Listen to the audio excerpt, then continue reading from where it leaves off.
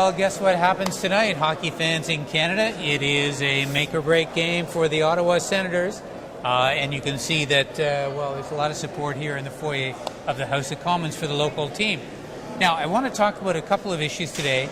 I've got the Honourable John McCallum with me, finance critic extraordinaire for the Liberal Party. And John has been leading the charge for income trust investors who, of course, been fighting what they feel is a great unfairness imposed by this government, and a surprising and shocking one at that. Now, John, we've been debating this budget implementation bill, which is the final shoe dropping in this whole income trust issue. Right. It looks like, of course, it will pass with the support of enough of the government and the bloc. The bloc, of course, in the NDP are in favor of income trust taxation as well.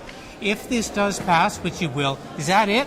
No, this is what I want all your listeners to know, especially those who were hit by the income trust broken promise. And that is, it does look realistically that this budget bill will pass through the House of Commons. But there's three things people should know about. There's still the Senate, and the Senate may have hearings on the subject. There are town hall meetings. And, you know, conventional wisdom is it's a great budget if it's out of the news cycle in 3 days. I think we're on past day 75. And the income trust issue is nowhere near dying. If anything, it's stronger. You're having town hall. I'm going to a number of others.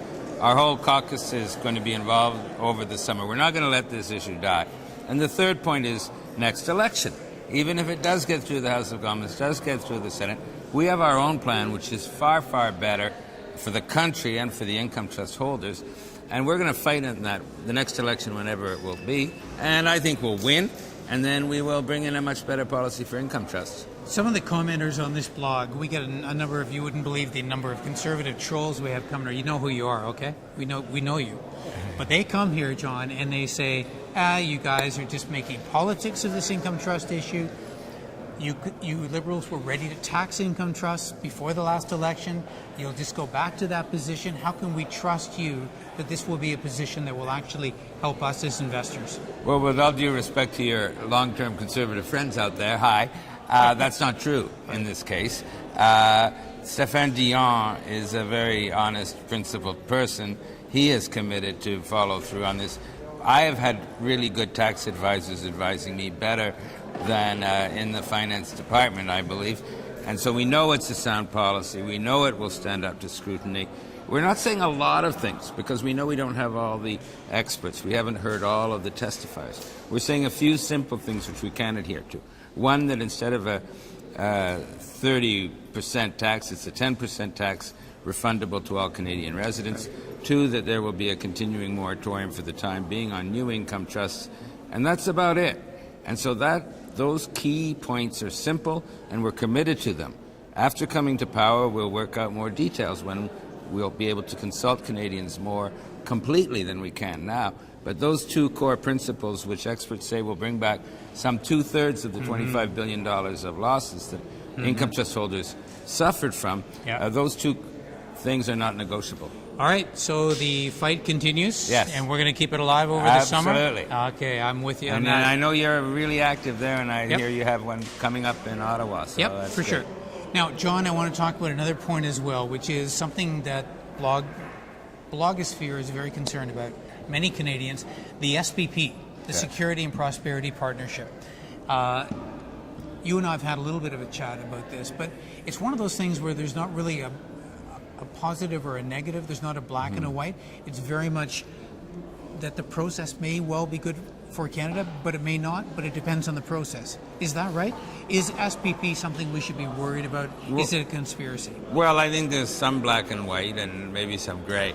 I think what I'm concerned about is very much the process, that it's very secretive. It's kind of hidden away somewhere where parliamentarians like you and me don't really know what's going on. I don't like the process. And I also don't like some of the more extreme things that this could represent. As an economist, I did a lot of work on this idea of a common currency, Canada using the US dollar. And I think that's a really bad idea, not just for sovereignty, but for economic reasons. So I'm definitely opposed to that. But I'm in favor of free trade agreement.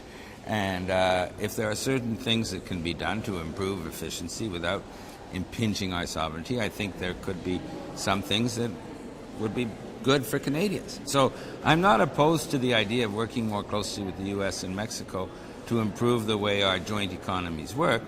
I am opposed to massive losses of sovereignty from major things like using the U.S. dollar or a common security perimeter, which would mean we'd lose control over immigration, for example. But I also I'm uncomfortable with the process because it seems the Conservatives are keeping this all as some deep, dark secret hidden away somewhere.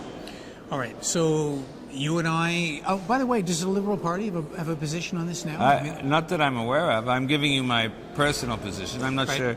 I've talked to some colleagues. I'm not sure we have a party position on this. But in general, we are looking for more disclosure? Would that I think it's fair to say that we as a party, in terms of process, would certainly want to have a more open, transparent process. And I'm sure we as a party would oppose, for example, a common currency. Yeah. But in terms of more moderate moves, I think we as a government in the past have not been opposed to these. So I'm sure we'd be open to, on a case-by-case basis, depending on what people are talking about. All right, thank you. Thank you. There is a voice of reasonable moderation, as always. John McCallum, my colleague. Now, please, we want to keep this discussion on S.P.P. going. It's extremely valuable to get the input of all kinds of Canadians from all different walks of life and all different points of view on the spectrum. So keep the comments coming. Thanks a lot. Talk to you soon.